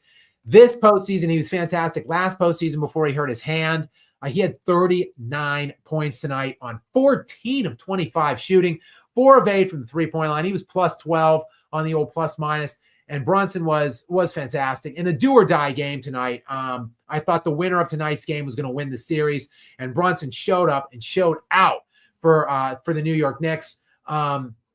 Also, Karl Anthony Towns really just making that trade this is going to be a rare trade, I think. This benefits both. With Randall and Karl Anthony Towns, where both teams win. But this trade is going to work out for both teams. Randall has looked fantastic. They look fantastic, Minnesota. And Karl Anthony Towns has been really good tonight. 11 of 15, 23 points and 11 rebounds. Again, in this humongous must-win game for them. And Mikal Bridges, 11 of 21, 23 points. OG Anunoby, 20 points on 8 of 14. Like basically the whole starting lineup of the New York Knicks just showed up and put it all on the line tonight. And they're going improbably, unbelievably, they're going to the Eastern Conference Finals. It's just a matter of when at this point, in my estimation. So, Adam, but thank you very much for coming in. We've got RGN Cal 4 back into the Skap Live After Dark area. Gary, what does RGN Cal have for us this time? The off season is going to be insane so many ways. Yeah, I couldn't agree anymore. The off season, look, the off the court stories in the NBA we've gotten to a point where it's actually better and more. I think the storylines are more impactful and newsworthy than the on-court elements of what's going on in the NBA. But yes, you are right. We're going to have in the off season, we're going to have Cooper Flag becomes a Dallas Maverick. We're going to have Giannis Antetokounmpo traded. We're going to have, is there any way the Denver Nuggets could possibly just mildly or moderately increase the support around Nikola Jokic, who's going to go out in the second round of the playoffs for a second year in a row? There are a lot of storylines. Luka Doncic is probably going to be eligible for an extension, a max, not the super max that he would have been available to sign with Dallas, but he's going to be, I believe, he's going to be eligible to sign an extension with the Lakers this year, probably a 4-year max of some degree there. So is he going to sign that? Will he just play out his final year here and see what happens in the free agency the following year? So, of course, another storyline is always what can the Lakers do to improve their lot to get more help around LeBron. So there is going to be a lot of stuff floating around this postseason for sure. RGN Cal, so great point there. And thank you for coming into the Skap Live sponsorship area. And we've got Lester's Banana, who, again, another repeat sponsor here on the lounge. So welcome back in, Lester's Banana. Thank you so much for your support of me and the channel. What does Lester's Banana have? Zion is the king, the Burger King. Yeah, Zion Williamson, look, just when you think that there is no singular NBA star that could get as fat as James Larden whenever he's ready to leave town and he buffets his way right out of town from one city to the next. But Zion Williamson, this freaking guy, he has made, I believe, somewhere around $300 million to this point of his NBA career. He's not even close to tickling 30 yet. And this guy barely plays. It's literally less than 50% of the games. Like Joel Embiid right now, who has made $500 million, if you can believe that number, and he's just 30. Shockingly, Zion Williamson plays even less than that guy. It's like 40% or something like that of the games that he's been eligible to play to this point of his career, because the guy can't keep his mouth shut. Literally, he can't stop putting food in his mouth. And I feel like that has to be playing a factor into how poor that his abilities to stay healthy actually are. So Zion, or Lester's Banana, great point on Zion being the Burger King.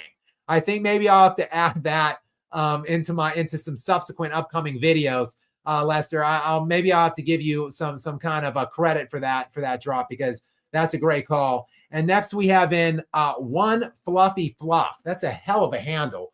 One Fluffy Fluff. I believe you are also into the sponsor area, a repeat sponsor here. So many thanks to you. Welcome back. And Gary, what does One Fluffy Fluff have? Knicks and Dallas fan for years, being from New York City and Luka being favorite player. But after this season, I can't root for Dallas anymore. This is rough, man. Go New York. Yeah, well, Dallas, I honestly, again, I would still just be absolutely and totally disgusted if I was a Mavericks fan with the way that things transpired with Luka Doncic. I mean, to see a guy who was so utterly heartbroken, I mean, just trading one of, a franchise level player in his mid-20s is hard enough to handle. But seeing how devastated and heartbroken Luka was in the aftermath of that trade really would just make me love him even more if I was a Dallas fan, because ultimately this is a guy obviously that loved Dallas, that wanted to end his career as a Maverick, wanted to basically follow in Dirk Nowitzki's footsteps, be a 20-plus year Maverick, get that jersey hung in the rafters next to Dirk. So I would, I can't necessarily begrudge your feelings on this one fluffy fluff. So, sorry for your loss as a Mavericks fan, but happy for you as a Knicks fan, because it looks like your Knicks are probably heading into the NBA Finals. So kudos to you on what's looking like a great year for them at least. And many thanks to you for coming in and sponsoring us here in the Skap Live After Dark area. We've got Summer Wine 171 in next. What do we have from them, Gary? Or maybe Luka looked depressed because he didn't want to go play with LeBron. Could also be. Perk has CTE. I wouldn't take him seriously. Yeah, I don't know. Perk, like I said, he led some kind of a racially motivated campaign against Nikola Jokic back in 2023 in that MVP race, in trying to get the award basically to go to anybody but Nikola Jokic. Ultimately, Joel Embiid ended up winning it. But Perk has actually turned around on Nikola Jokic as of late. I don't know what he's been saying this series about him, but he had become kind of a convert and a fan of Nikola Jokic this season, at least in the latter stages of the season. So I don't know. We'll have to keep an eye on what Perk has going on. I don't know if he has CTE or what, but he doesn't always necessarily make the most well-formulated takes, let's say, whenever he goes on air. So I'm not sure exactly what his issue is, but yeah, doesn't always make the most sense when he's on air with ESPN. So that's a fair, maybe a fair hypothesis that you present there, Summer Wine 171. But thank you for the donation, and thank you for supporting us here. Next in, we've got Steph, who is a regular here at Skap Live After Dark. Steph, many thanks to you and welcome in. What does Steph have for us, Gary? I have Allen Iverson over KD. Well, that's actually, I think that's a close call on it, quite frankly. KD, one league MVP. I just saw Steph saying Allen Iverson, one league MVP. I believe Kevin Durant, 4 scoring crowns. He led the NBA in scoring 4 times. I'm pretty sure Allen Iverson has 4 scoring crowns. KD, 1 legitimate finals run. Allen Iverson, 1 legitimate finals run, both lost. But Allen Iverson had far less help from a career standpoint than KD. KD, of course, has had a damn near super team at every stop he's played in for like 17 years. So, wow, you're actually making a lot of sense here, Steph. I hadn't really thought of it. I think I probably have KD over Allen Iverson on my list, but you have made me think about it. I think I need to get back in the lab here in the studio and really dig in and think if maybe I think I might agree with this, Allen Iverson over KD. So thank you, Steph, for the sponsorship, and thank you for a great comment there and making me really question that. I think you have a good case here, though, Allen Iverson over KD.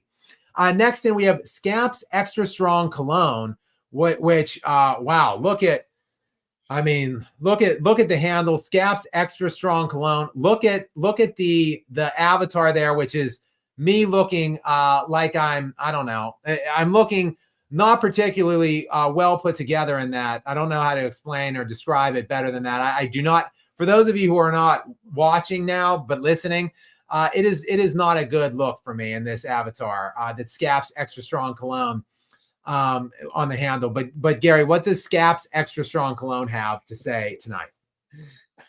When does playoff Jimmy go back to full emo again? Well, that's a great question, Skap's Extra Strong Cologne. I think probably right after this series ends. I think maybe when they get blown out by like 45 points, whatever it is, 2 days from now in Minnesota, probably he hits the post-game press conference in his feelings, so to speak, is when he showed up. I think it was sometime in the summer to one of their first pressers there whenever the year at the summer following when they lost Dame Lillard to Milwaukee, which actually looks like a blessing in disguise for him because he got paroled out of Miami and is now in a better situation, though that better situation isn't going to net him a better result in the playoffs as he's about to go out in the second round. Skap's Extra Strong Cologne, thank you for whatever you're doing right there with your handle and that picture, and thank you for the sponsorship. As always, I do appreciate it. Next, we have the Sauce Boss in. And I don't know if the Sauce Boss is someone I personally know. The Sauce Boss is that's like an inside joke with me and several of my fantasy football. I'm in a very high leverage, highly competitive, high stakes fantasy football league called the Stinky League. And the Sauce Boss is like an inside joke for all of us. So I don't know if maybe this is someone I personally know or not. I don't know if it is or isn't, but Sauce Boss, whoever you might be, many thanks for sponsoring us tonight. And Gary, what does the Sauce Boss have for us? Silly question, but was saying ass that way a thing you did before the channel or something for a video that became accidentally iconic? Sauce Boss, that's a great question. I'm going to be totally transparent and honest here. I'm a big fan of Jim Rome. A lot of people will speculate that like I have some mannerisms or some speech patterns that have some kind of a similarity with Jim Rome. That's not by design. It's by essentially just watching Rome from the time I was like 7 years old. I've either been watching or listening to Jim Rome for like 30 years now.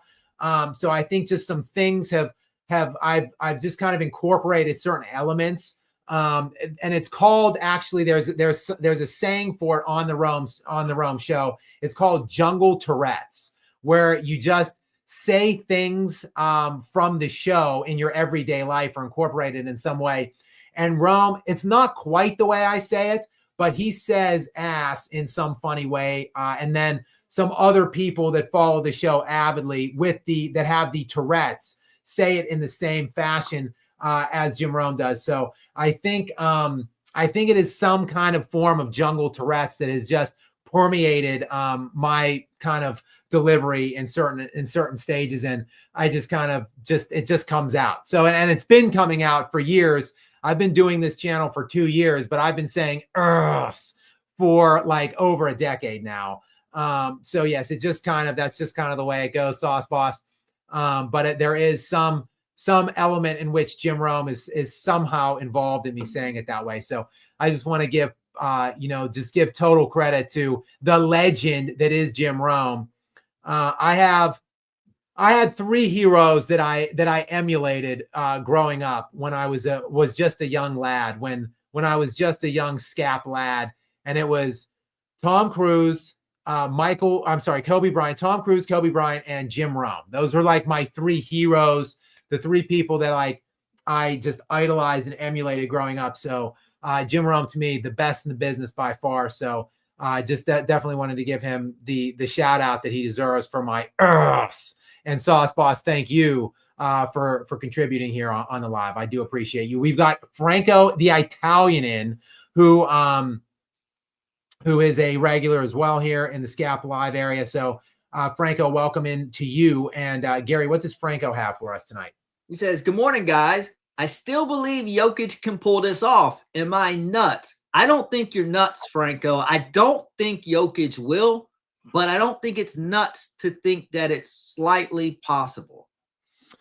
Franco, yes, you're nuts. I think it is impossible. I think there's no way, shape, or form the Nuggets have any shot at all of winning this series at this point. I think when they went up 1-0, I thought they had no shot. When they went up 2-1, I thought they had no shot. There was one fleeting chance that they had to win this series, and it was to take a 3-1 lead. So they had the cushion to lose game 5, which they definitely will, and then go on and win game 6 at home and close it out, which still would have been a task to get game 6 over the hump, regardless of how game 4 went. But they needed to end this thing at home in game 6, which means they needed to have 3 wins by the time they got it back for game 6, and they ain't winning game 5 tomorrow night. So they needed to hold on and win this thing in game 4 to take the 3-1 lead. It looked like it was going to actually happen because they were up by 6. I think it was 69-63 at the end of the third. They then actually went up 71-63 early on in the fourth. So they were actually up 8 in the fourth, but the Thunder's defense is just too much. They've been too much. I keep waiting for Nikola Jokic to figure it out. And really, it's not just all about Jokic. He is the star. He is the all-time great. So it is incumbent on him. But really, look, I've been talking shit on this team and the supporting cast for like 2 years, basically. And while they have been better than I expected in this postseason, there's no doubt about that. And while they have all played their guts out on defense, all playoff long, especially this series, they are still a very limited supporting cast. Like, there is nobody, like, maybe Jamal Murray can pull some shots out. Maybe Michael Porter Jr. can pull some shots out. Maybe Aaron Gordon can get some dunks or hit some threes. But all of these guys need to have those shots created by Nikola Jokic. There's no creators on that team other than Jokic. Jokic has to get his own shots, score for himself, and create shots for everybody else. And he's just not doing that right now. Like, the Thunder are so utterly dialed in. They have 2 of the best defenders in the world in the front court. And they have, there's 7 players on the Thunder team that are rated in the top 22 in individual net defenders this year, including the top 5 in the NBA. The 5 best individual rated net defenders right now in the NBA this year are all on the Thunder, 7 total in the top 22. So, like, they've just figured Jokic out. When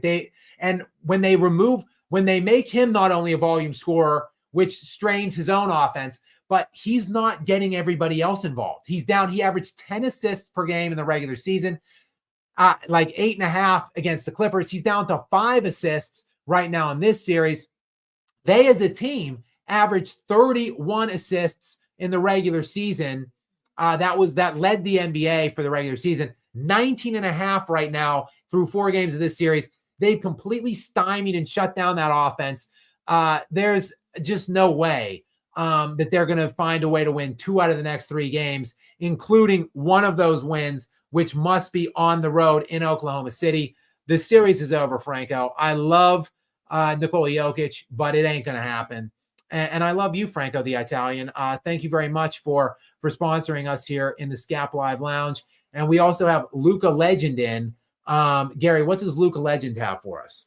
Who had the easier run to the chip? 2024 Celtics or 2022 Golden State Warriors? That's a good question. And it really, it's a close call and a coin toss, quite frankly. I think, look, just to recap the runs, last year's Celtics played a bunch of teams that, first of all, they played the JV. They played the JV level of the Eastern Conference last year in their playoff run. They essentially missed all of the good teams on their run. They played in the first round. The Celtics did. They got the Miami Heat without, if you remember, Jimmy Butler, who hurt his knee, so he didn't play. He hurt his knee in the play-in game, actually, I think, against the 76ers last year. So he was out for that series. Then the Celtics moved on and played the Cavaliers last year, who the Cavaliers weren't an upper echelon team last year. If you remember, they weren't what they were this year. But Donovan Mitchell got hurt halfway through that series. So they played the Cavaliers minus Donovan Mitchell. Then they got in and they played the Indiana Pacers in the East Finals, and Tyrese Halliburton got hurt through the later stages of that series. So, and really what I didn't even talk about in terms of addressing who they did play is who they didn't play. The 76ers, one of the upper echelon teams there, they obviously were without Joel Embiid. He played, but he was hobbled, the shell of himself. And then Giannis Antetokounmpo, who is the best player in that entire conference, he strained his Achilles or whatever, or his calf in the last week or two before the playoffs began. He missed the whole playoffs. They then lost in the first round. Then the Knicks, who were probably one of the better teams in the conference last year, their whole squad got hurt in the playoffs in the later stages of their second round matchup against the Pacers. So the Pacers ended up beating them. So they not only did they miss playing all the better teams in that conference, but all of the teams they did play lost all their best players. And then they got into the NBA Finals, obviously, and played a Mavericks team, which clearly looked very satisfied with themselves from just getting through the Western Conference. Really looked unmotivated the whole series to me. Really didn't show up till that one game, and then they were just happy that they didn't get swept, so then they got blown out the following game to the tune of it was 106-88 in Game 5 in the elimination game. So they won by 30. It looked like they were, again, just satisfied to not get swept. And so that was a really, really easy, pathetic run for them. But the 2022 run from Golden State was also undeniably quite easy. It began with Nikola Jokic, and I would say the Denver Nuggets, but it was Nikola Jokic and whatever was left of the Denver Nuggets. The Nuggets that year were without Michael Porter Jr. and Jamal Murray for the playoffs that year. So Nikola Jokic, who was the best player in the NBA at that point, he was the league MVP. The second leading scorer in that series for the Nuggets when they played Golden State in the first round was Monte Morris. He scored 14 points per game in that series. The second leading scorer was Will Barton with 13.8 points. Jokic in that series, 31 points, 13 rebounds, 6 assists on 59% shooting. So Jokic clearly the best player in that series, but he didn't have Porter Jr. or Jamal Murray. So, the Warriors got gifted that series. Then they go in the next round to play the Memphis Grizzlies, and the Grizzlies were giving it to them. The Grizzlies split them 1-1.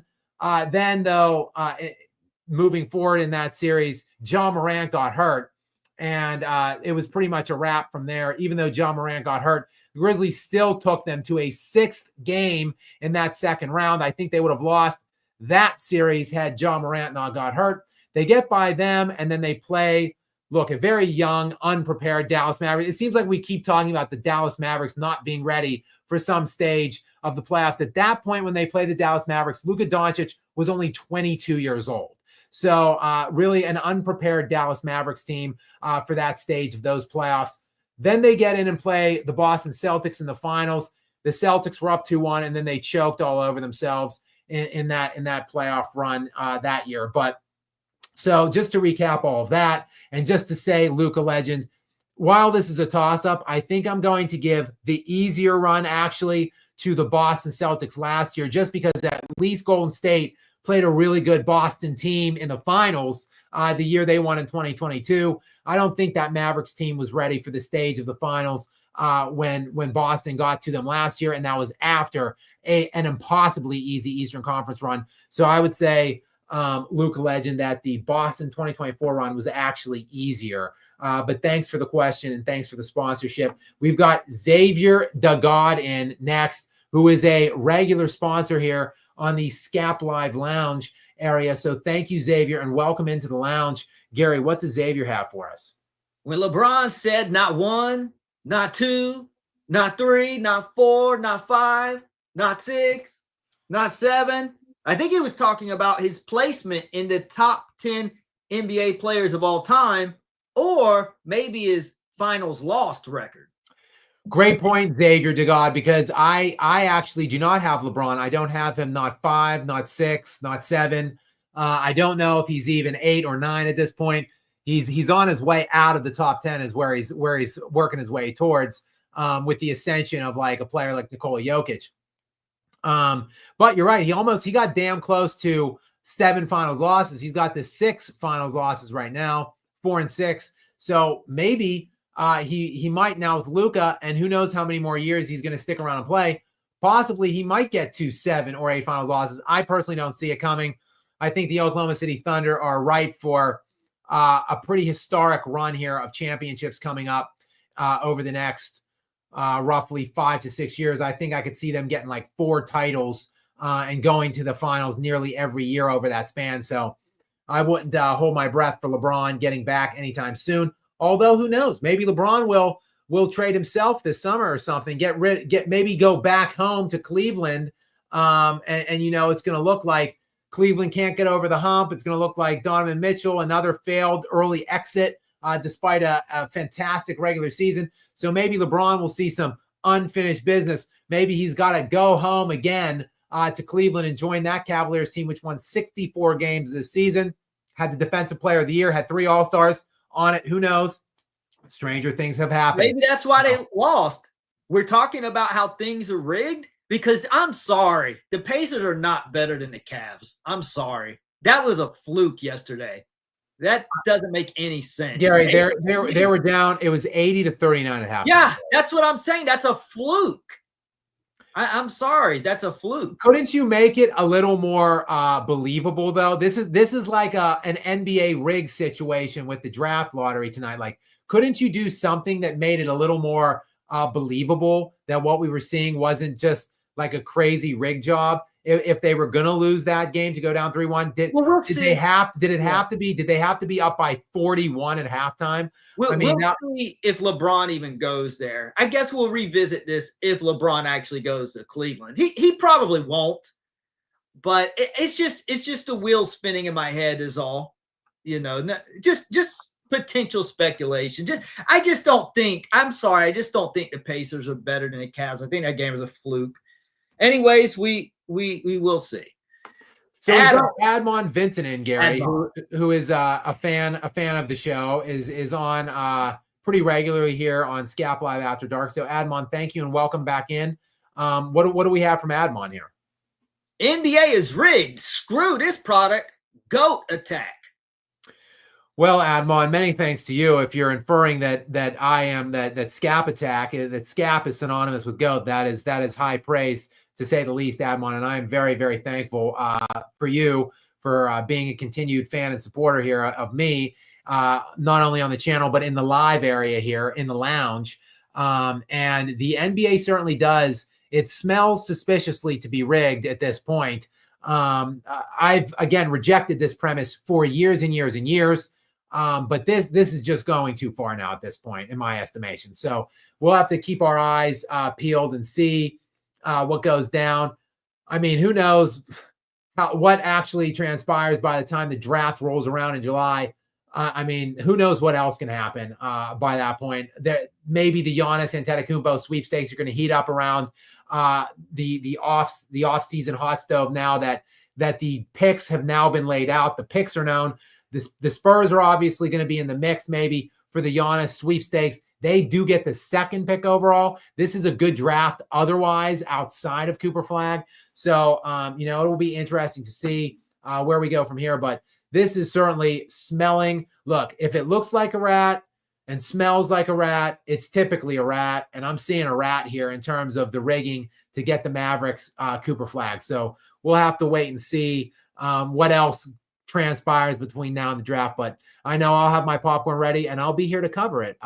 So Admon, many thanks to you though for the support. And we've got another one in here actually from Admon. So many thanks to you again. Gary, what does Admon have for this second one? Lizesti Ramon Shames is barely in my top 5. Oat LO, is that supposed to be GOAT LOL? I think so. And I agree. I think LeBron, look, I've always said, look, where you have him is where you have him. Ultimately, I think you can. I understand the case to be made for him. I reject the premise of it. I reject his placement there, and I will argue it till I draw my last breath. But I can understand him ranked as high as like 3rd all time. Like if you've got him top 3, but not 1 or 2, I at least can understand your case. He has no case at all for 1 or 2, in my opinion. But for me specifically, I don't think he's anywhere close to the top 5. He certainly not Mount Rushmore, not on my Mount Rushmore at least. And I think he's falling ever so precipitously outside of the top 10 altogether. And actually, I think the longevity and the longer he has stayed in is actually now hurting his case. And I think with Nikola Jokic, who's presenting one of the best 5-year peaks of all time, I think he's really on the cusp of knocking LeBron out, which to me, LeBron is now barely in that 10th spot. So if Jokic slides into 10, that would then knock LeBron out. But we'll have to wait and see exactly what Jokic does from here. I think he probably needs at least another MVP or probably another championship, one or the other, if not both. But I think Jokic is nearing the top 10, which would mean LeBron is nearing outside of it. But yeah, top to me, top 4 is absolutely laughable. But anything above, like I said, 3, if you try presenting him as 1 or 2, like it's just a ridiculous list that you have to me. But great point, Admon. And again, many thanks to you for your continued support of us here in the lounge. Franco the Italian is back in. Gary, what does Franco have for us this time? Regarding ESPN, after the anti-Jokic MVP narrative and how they did my girl Caitlin dirty last year, I was done. Yeah, ESPN does some just puzzling things. As I said, we kind of got on the peripheral or the cusp of some racial elements tonight. Again, I typically try to avoid that because I personally believe, think, and want race to play no part in sports in general, really in anything, quite frankly. But sports is like the one thing that above all should be just straight merit-based. So, but yeah, ESPN does some puzzling things. We know that they push that agenda and that narrative from time to time. I try not to give into that here on Skap Attack platform, but sometimes it does come up, so I don't mind discussing it when it does.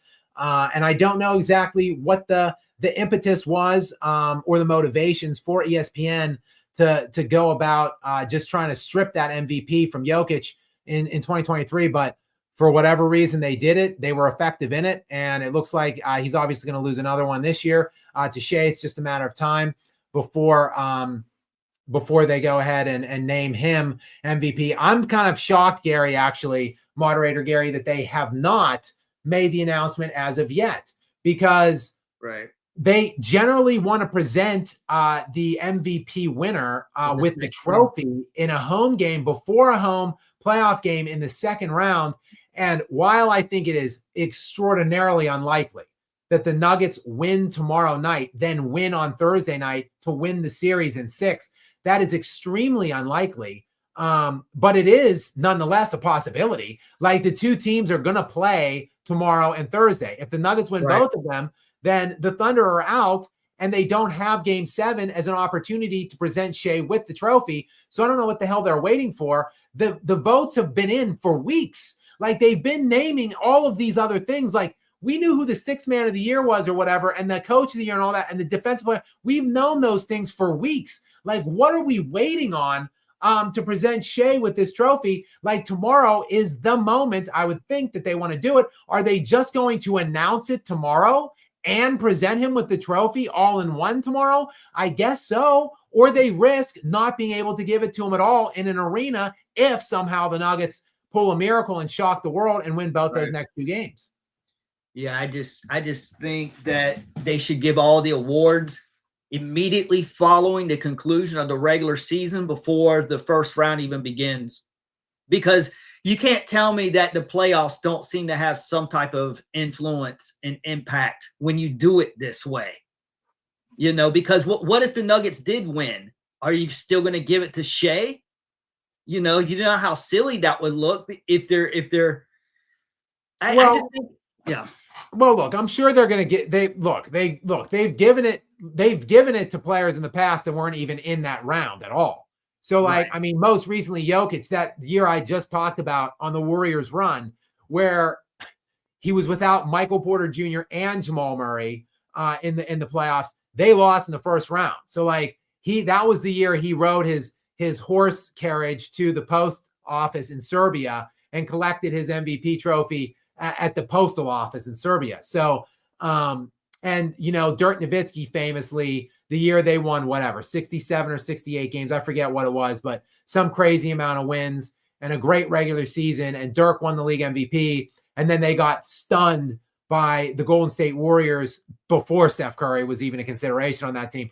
Got stunned by the Golden State Warriors in the 1-8 round that year, and he didn't make the second round. So he was presented it in some ceremony, outside of the arena.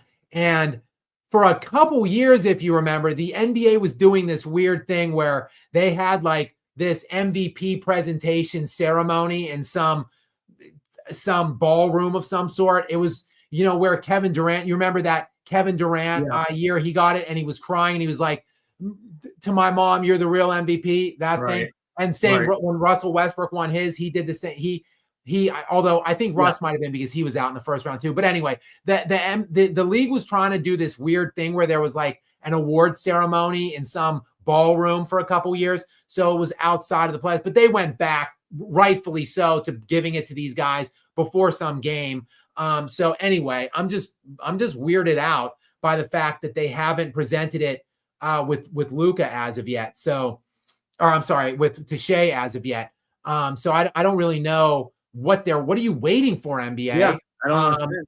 Because ultimately, look, while I think it was a complete joke that Joel Embiid won it the year he won it, and I think my vote would have been for Nikola Jokic this year. But look, Shea is a great player. He's a great ambassador of the sport.